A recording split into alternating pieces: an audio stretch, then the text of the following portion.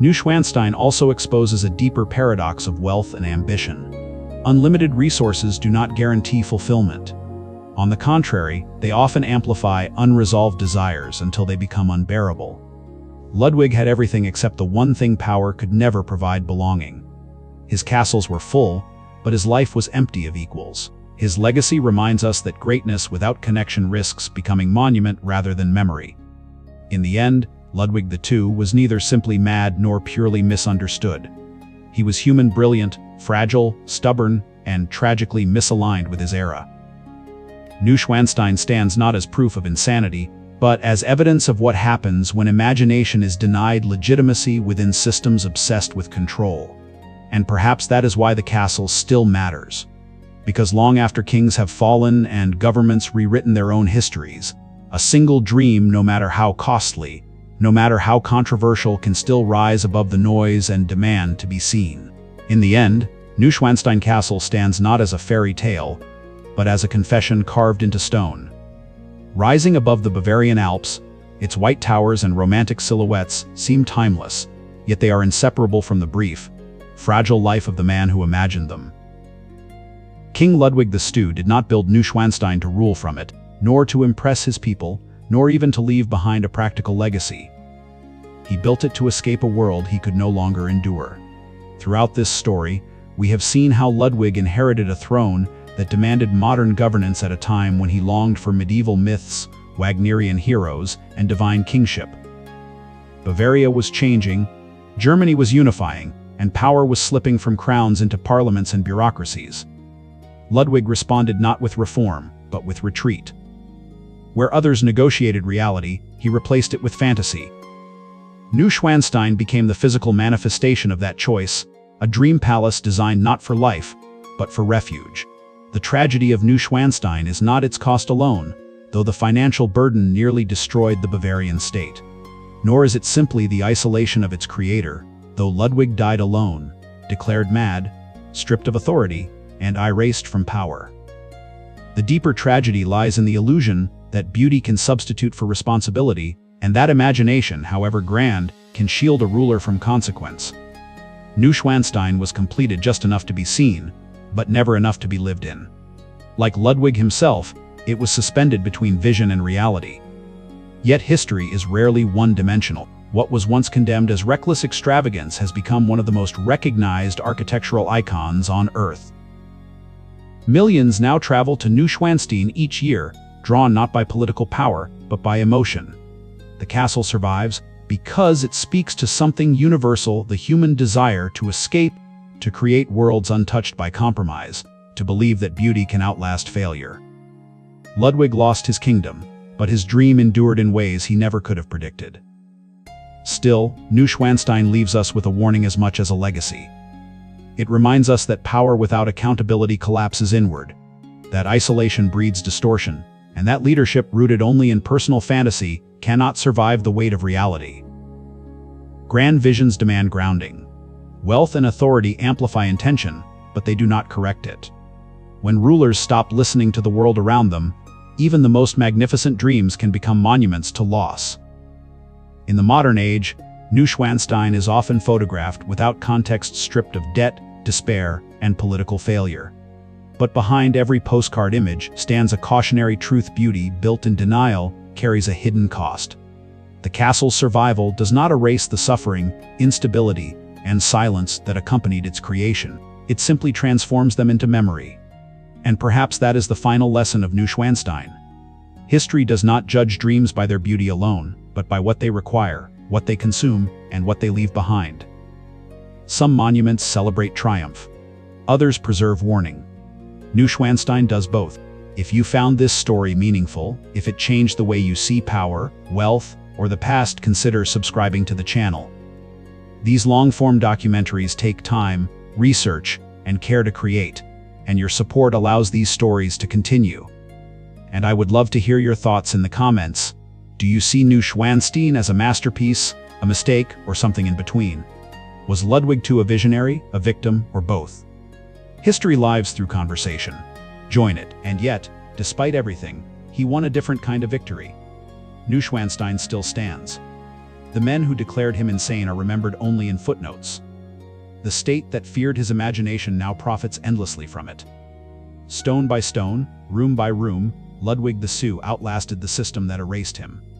His dream, once condemned as madness, became a global inheritance. In the end, perhaps this is the quietest irony of all. Ludwig II did not escape reality. He reshaped it slowly, silently, and permanently.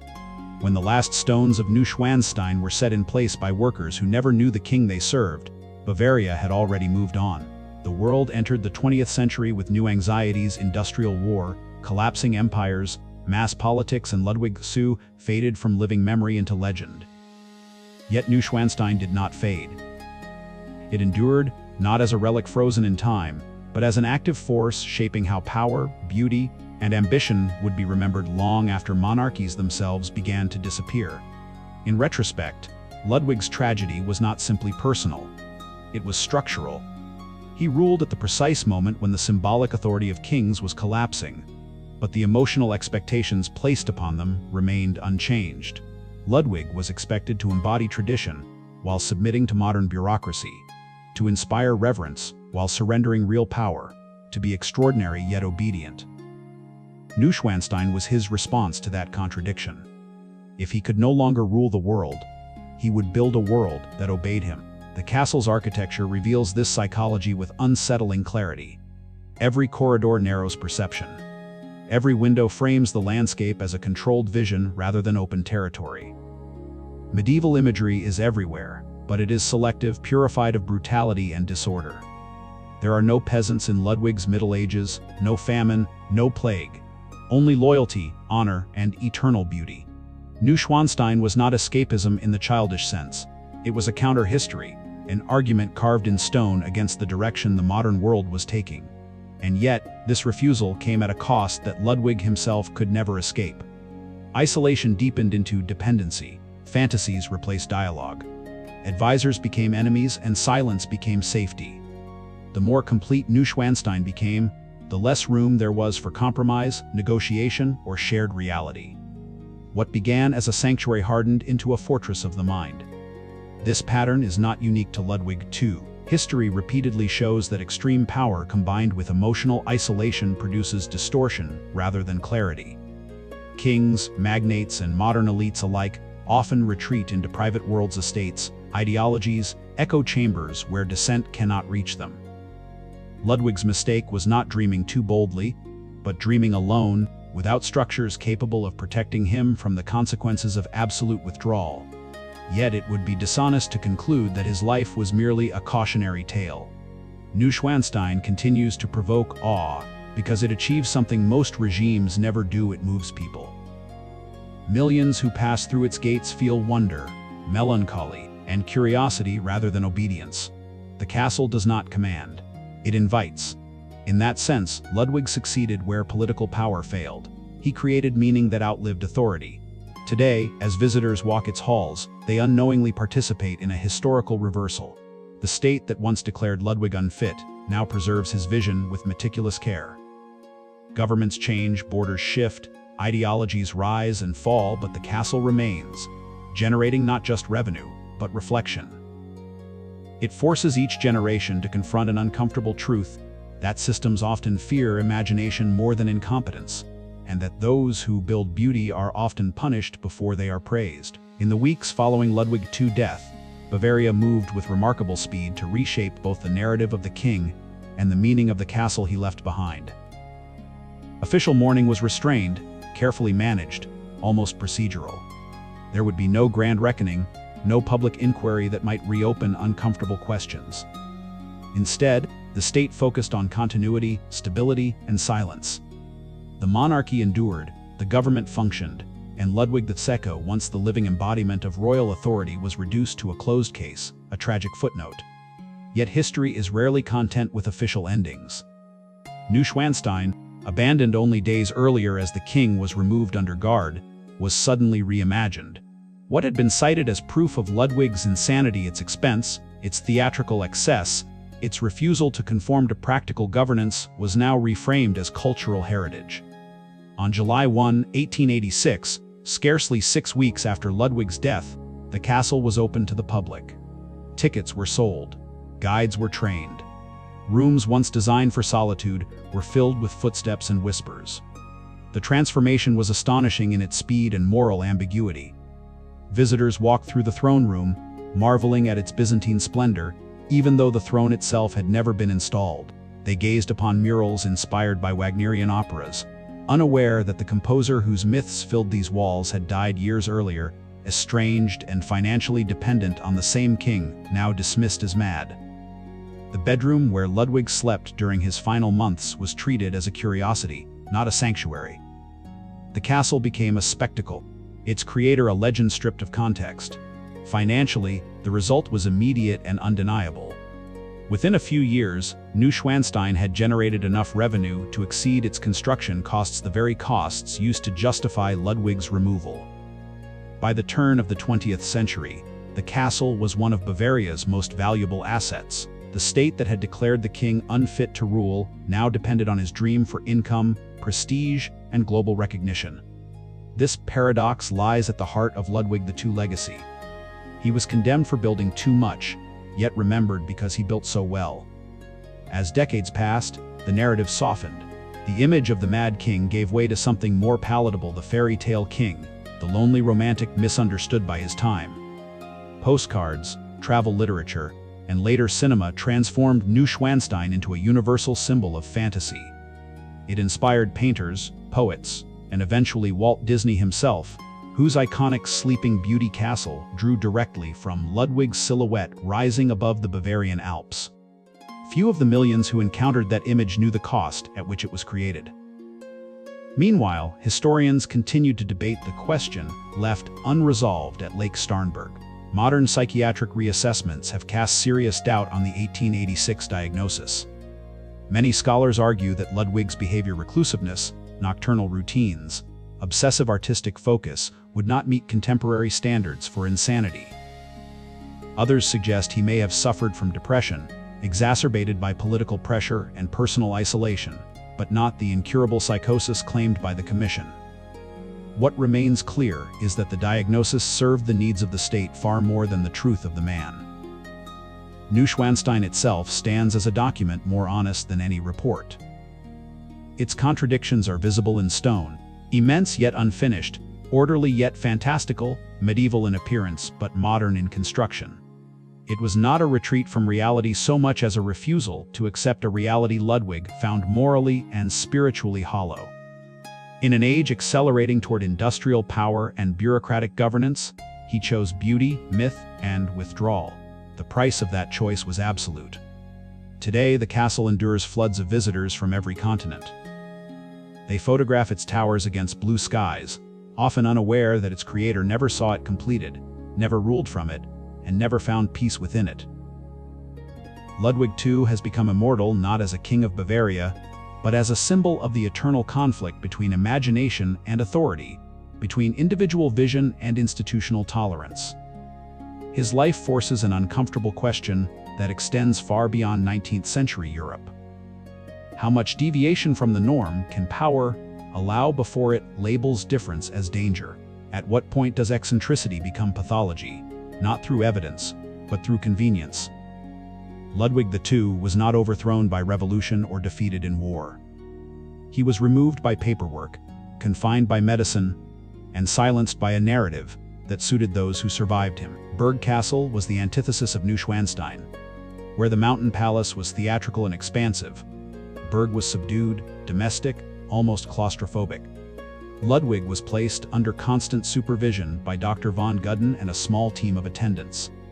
His movements were restricted, his correspondence monitored, his autonomy systematically dismantled. Officially, this was treatment. In practice, it was erasure. Then, less than 24 hours after his arrival, Ludwig was dead. On the evening of June 13, 1886, Ludwig and Dr. von Gudden took a walk along the shore of Lake Starnberg. They did not return. Hours later, their bodies were discovered in shallow water near the bank. The official cause of death was drowning, attributed to suicide by the king, and accidental death of the doctor while attempting rescue. No autopsy was performed.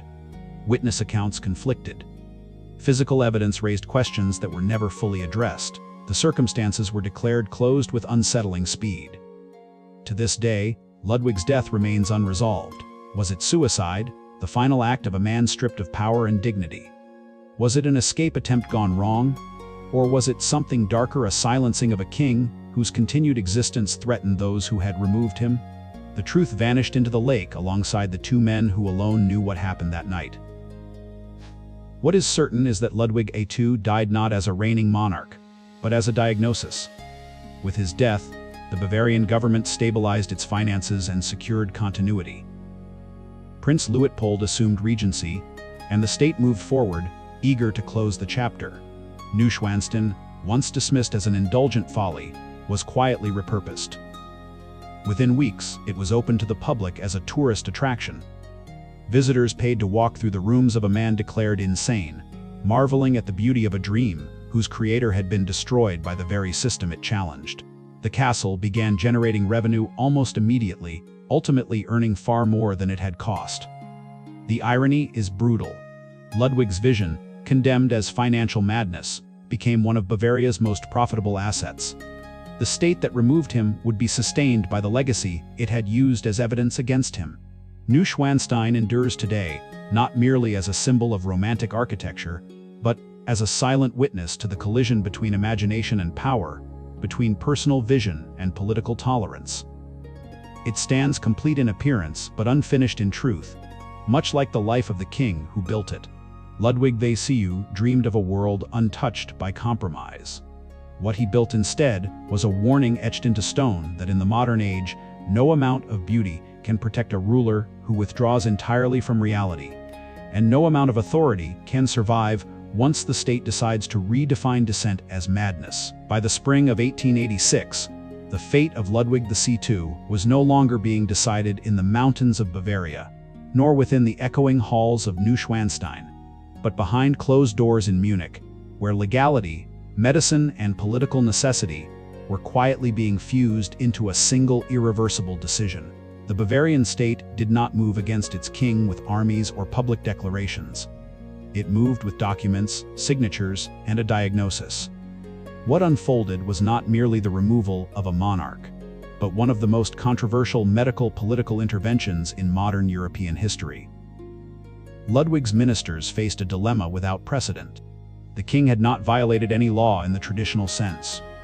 He had not ordered executions, nor led the kingdom into war, nor attempted to dissolve the constitution. His crime was more abstract, and more dangerous financial ruin combined with absence. Bavaria was drowning in debt incurred by a sovereign who could not be controlled, advised, or even reliably located. The ministers had exhausted all conventional means of restraint. Loans were mounting, creditors were pressing, and the king refused to curtail construction. To preserve the state, they concluded, the king himself had to be neutralized. The legal mechanism they chose was insanity. Rather than summon Ludwig to Munich, where confrontation could provoke resistance or public sympathy, the government assembled a medical commission in his absence. The task of assessing the king's mental fitness fell primarily to Dr. Bernhard von Gudden, one of Germany's most respected psychiatrists and a pioneer in the emerging field of neuropsychiatry. Gudden was no charlatan. He had treated patients across social classes and was known for his humane methods. Yet the position he was placed in was ethically impossible.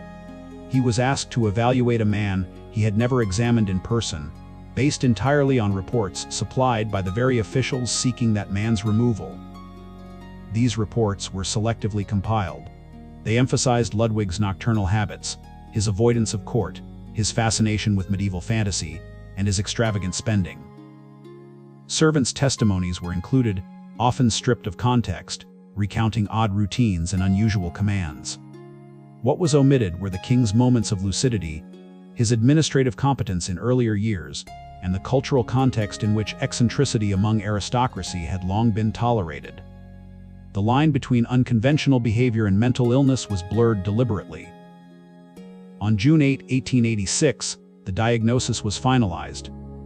Ludwig II was declared incurably insane, incapable of ruling, and a danger to himself and the state. The declaration was made without a single direct medical examination. It was a judgment rendered from afar, sealed by authority rather than observation. With that document, the Bavarian government had acquired a weapon more effective than any coup. The king was no longer a sovereign to be opposed. He was a patient to be confined. When Ludwig learned of the decision, his reaction was a mixture of disbelief and fury.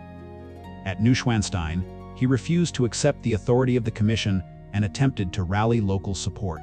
He drafted proclamations denouncing the conspiracy against him and appealed to the people of Bavaria to recognize the illegality of his removal. For a brief moment, the possibility of resistance flickered. But the king had miscalculated the extent of his isolation. Years of withdrawal had eroded the networks of loyalty that might once have defended him. The public, long accustomed to his absence, remained silent. On June 12, a delegation arrived at Neuschwanstein under cover of darkness. Ludwig was arrested without violence, his protests ignored, his crown rendered meaningless by the paper that labeled him mad. He was transported to Berg Castle, a smaller residence on the shores of Lake Starnberg, designated as his place of confinement. Neuschwanstein, the monument to his inner world, was left unfinished behind him, its towers rising into the mist like accusations carved in stone. Meanwhile, Bavaria's political reality continued without him. Ministers governed in his absence, laws were passed without royal input, and the kingdom functioned increasingly as a constitutional entity in which the king's role was ceremonial at best. Ludwig's withdrawal allowed the machinery of the state to move on, but it also made him vulnerable. Without daily presence or visible authority, his position depended entirely on perception, and perception was turning against him. Rumors spread through Munich and beyond. The king was said to converse with invisible companions, to issue commands to imaginary servants, to believe himself descended from medieval heroes rather than modern monarchs. Some accounts were exaggerated, others likely misinterpretations of behavior that deviated sharply from aristocratic norms. But in a society that still equated kingship with public performance and visible control, Ludwig's eccentricities became politically dangerous. What had once been dismissed as romantic temperament began to be framed as madness. Neuschwanstein, isolated and incomplete, became both a refuge and a prison. Its remote location, chosen for its beauty and symbolism, also ensured Ludwig's detachment from human contact.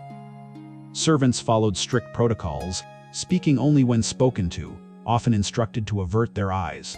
The king's world narrowed to corridors, balconies, and mountain views, punctuated by long solitary walks and nights spent reading or listening to Wagner's music, performed for an audience of one. The irony is profound. Ludwig built Neuschwanstein to escape the humiliations of modern politics, yet it was precisely this retreat that enabled his removal from power. By the mid-1880s, the Bavarian government faced a crisis not of ideology, but of solvency. The king's debts were mounting, creditors were growing impatient, and there was no realistic way to halt the spending as long as Ludwig remained sovereign. The solution his ministers would choose was as drastic as it was unprecedented. They would not confront him as a king. They would redefine him as a patient. The stage was now set for the final act of Ludwig's reign, one in which architecture, psychology, and power would collide with devastating consequences. Neuschwanstein, still unfinished, still bleeding money, stood silent in the mountains as its creator moved inexorably toward confinement, disgrace, and death. As Neuschwanstein rose slowly from the Bavarian mountainside, Ludwig II was simultaneously retreating from the world that had crowned him. The castle's construction did not merely coincide with his isolation, it mirrored it, stone by stone, corridor by corridor. Each architectural decision reflected a psychological withdrawal that was becoming increasingly irreversible. Where earlier monarchs had built palaces as centers of court life and political performance, Ludwig was building an inward-facing world, a private refuge designed to exclude rather than attract. Neuschwanstein was never intended to host ministers, diplomats, or even friends. It was conceived as a sealed universe, a place where the king could exist without contradiction. By the early 1870s, Ludwig's relationship with his government had deteriorated beyond repair. He avoided Munich for long stretches of time, preferring instead to roam between construction sites of his growing network of fantasy castles Linderhof, Herrenchiemsee, and above all, Neuschwanstein. He traveled mostly at night, demanded absolute silence from his servants, and structured his days according to his own internal rhythms, rather than the demands of governance. Meals were eaten alone, often at odd hours, with tables set for imaginary guests drawn from history and legend. The court, once the symbolic heart of royal authority, had been replaced by solitude ritualized into habit. Neuschwanstein's interior design reveals this withdrawal with almost brutal clarity. The murals that cover its walls do not depict contemporary Bavaria, nor the Wittelsbach dynasty, nor even recognizable historical events. Instead, they draw heavily from medieval legends and Wagnerian opera cycles, Lohengrin, Tannhäuser, Parsifal stories in which purity, sacrifice, and tragic destiny dominate human action. Ludwig was not decorating a home, he was curating a mental landscape in which he could locate himself as a mythic figure rather than a politically constrained monarch. In these stories, kings are chosen by divine forces, misunderstood by the world, and ultimately destroyed by it. The parallels were not accidental. The castle's throne room stands as the most revealing space of all. Modeled after Byzantine basilicas rather than medieval German halls, it was intended to symbolize kingship as a sacred, almost priestly role. Golden mosaics, massive chandeliers, and an elevated platform were designed to emphasize divine authority rather than earthly power. Yet the throne itself was never installed. Whether due to delays, finances, or Ludwig's own ambivalence, the seat of power remained permanently empty. The absence is haunting. In a castle built to glorify kingship, the king's place was missing. Authority was implied everywhere, but embodied nowhere. Financially, Ludwig's obsession had become catastrophic. The costs of Neuschwanstein alone far exceeded initial estimates, and when combined with his other architectural projects, they threatened to bankrupt the Bavarian royal household. Ludwig had long ceased to consult his ministers about spending. Instead, he relied on secret loans from banks and private financiers, often secured against future royal income that had little chance of materializing. The king was no longer merely extravagant, he was operating in denial, convinced that somehow, through will or fate, the consequences would never fully arrive. This denial extended to his perception of time itself. Ludwig demanded constant revisions to Neuschwanstein's plans, sometimes ordering entire sections redesigned after they had already been partially completed. Towers were heightened, rooms reconfigured, decorative schemes abandoned and replaced. Construction became an endless process, mirroring the king's inability to reach emotional or psychological resolution. Completion would have implied finality, and Ludwig seemed incapable of accepting that his dream could ever be finished, or that it should be. This internal vision of kingship would soon clash violently with reality. In 1866, Bavaria was dragged into the Austro-Prussian War, siding with Austria against Prussia. The conflict ended in humiliating defeat. Bavaria lost political autonomy and was forced into alliance with Prussia, eventually becoming part of the German Empire under Kaiser Wilhelm I. Ludwig, still officially king, was now effectively a ceremonial figure. Decisions were made around him, not by him. His kingdom survived, but his sense of purpose did not. It was in this moment of political emasculation that Ludwig turned decisively inward. If he could not rule history, he would build his own version of it. If reality refused to conform to his ideals, he would escape into architecture, creating physical spaces where his imagined world could exist without compromise. Neuschwanstein was not conceived as a residence in the practical sense, it was conceived as a stage set for a private mythology. Every tower, every hall, every mural would serve a narrative drawn from medieval romance and Wagnerian opera, not from the needs of governance or the comfort of court life. Construction began in 1869, on a site of extraordinary difficulty. The mountain chosen for Neuschwanstein required massive blasting, reinforcement, and engineering solutions that far exceeded the norms of castle construction. This was not a defensive fortress, nor a palace meant to impress visiting dignitaries. It was a personal monument, built not for public function, but for private obsession. Ludwig involved himself obsessively in the design process, demanding revisions, additions, and ever more elaborate details. Medieval aesthetics were combined with modern technology, central heating, running water, and even telephone lines, creating a paradoxical structure that looked backward in time while secretly relying on the most advanced engineering of the era. The costs escalated almost immediately. Original budgets were abandoned, then forgotten entirely.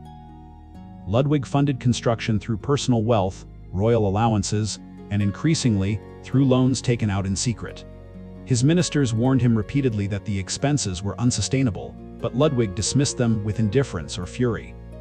To him, Neuschwanstein was not an expense, it was a necessity. It was the physical embodiment of meaning in a life that felt increasingly hollow. As the years passed, Ludwig withdrew further from public life. He traveled at night, avoided crowds, and communicated with his officials through written notes, rather than meetings. Rumors began to circulate of madness, eccentricity, and dangerous delusion. But what frightened the Bavarian government most was not Ludwig's isolation, it was his spending. By the mid-1880s, the king's debts had reached catastrophic levels. Neuschwanstein was still unfinished, yet it had already consumed vast sums with no end in sight. The castle that now draws millions of tourists was, during Ludwig's lifetime, almost empty. He lived in Neuschwanstein for only a few months in total, wandering its halls alone, often at night, surrounded by servants sworn to silence. The grand throne room, intended as the spiritual heart of the castle, was never completed. There was no throne. The symbol of kingship remained permanently absent, an unintended metaphor for Ludwig's reign itself. By 1886, the situation had become untenable. Ludwig's ministers, fearing bankruptcy and political instability, took the unthinkable step of declaring their own king mentally unfit to rule. A medical commission, which never examined Ludwig directly, diagnosed him with insanity. He was arrested at Neuschwanstein and removed from power.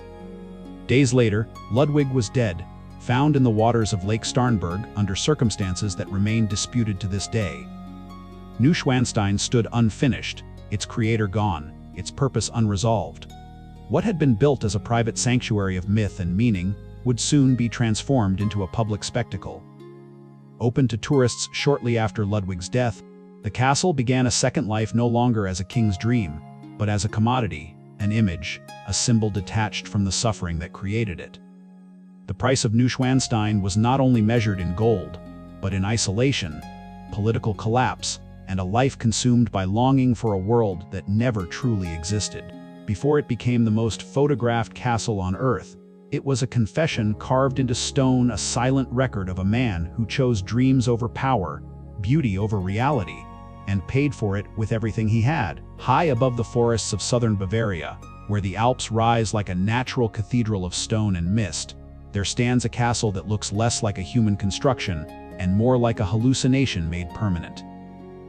Neuschwanstein, with its white limestone walls, needle-like towers, and improbable position on a rocky ridge, appears as though it was not built but imagined into existence. To millions of visitors each year, it is a fairy tale monument, a symbol of romance, fantasy, and medieval grandeur. Yet behind its beauty lies a story far darker, more human, and far more costly than its image suggests, a story of obsession, isolation, political irrelevance, and a king who sacrificed everything for a dream the world would never fully understand. The story of Neuschwanstein cannot begin with stone or architecture. It must begin with a boy who grew up surrounded by power, but destined for irrelevance. Raised in palaces yet emotionally alone, crowned king at an age when most young men are still discovering themselves. Ludwig II of Bavaria was born in 1845 into the House of Wittelsbach, one of Europe's oldest royal dynasties. From birth, his life was shaped by ritual, expectation, and distance. His parents, King Maximilian II and Queen Marie of Prussia, were formal and emotionally reserved, believing that royal children should be prepared for duty, not comforted with affection. Ludwig grew up in a world of tutors, protocol, and silence, learning early that imagination would become his refuge. As a child, Ludwig spent long hours alone in the castles of Hohenschwangau, surrounded by alpine landscapes that stirred his inner world. These mountains, lakes, and forests were not merely scenery to him. They became symbols of escape, purity, and a mythical past he believed was nobler than the industrializing present. He devoured medieval legends, Germanic myths, and the romantic poetry of earlier centuries, absorbing stories of noble knights, divine kingship, and tragic heroes doomed by their own ideals. Even before he wore a crown, Ludwig was already living more fully in fantasy than in reality. When Ludwig ascended the Bavarian throne in 1864, at just 18 years old, Europe was changing faster than any king could control. The age of absolute monarchs was ending. Power was shifting from royal courts to parliaments, from bloodlines to bureaucracies, from tradition to industry. Bavaria, once an independent kingdom of cultural prestige, was increasingly overshadowed by the rising power of Prussia. Ludwig inherited a crown that looked magnificent, but carried diminishing authority, and from the very beginning, he showed little interest in governance as his ministers understood it. Ludwig was not incompetent in the traditional sense, he was disengaged. He despised paperwork, avoided councils, and retreated from political life whenever possible. What truly captured his devotion was art, especially music. His relationship with the composer Richard Wagner would become one of the defining influences of his life.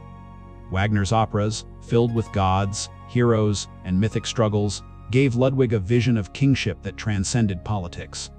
In Wagner's world, kings were not administrators, they were chosen figures, semi-divine custodians of beauty and destiny. Ludwig saw himself reflected in these operas not as a ruler of men, but as a guardian of dreams.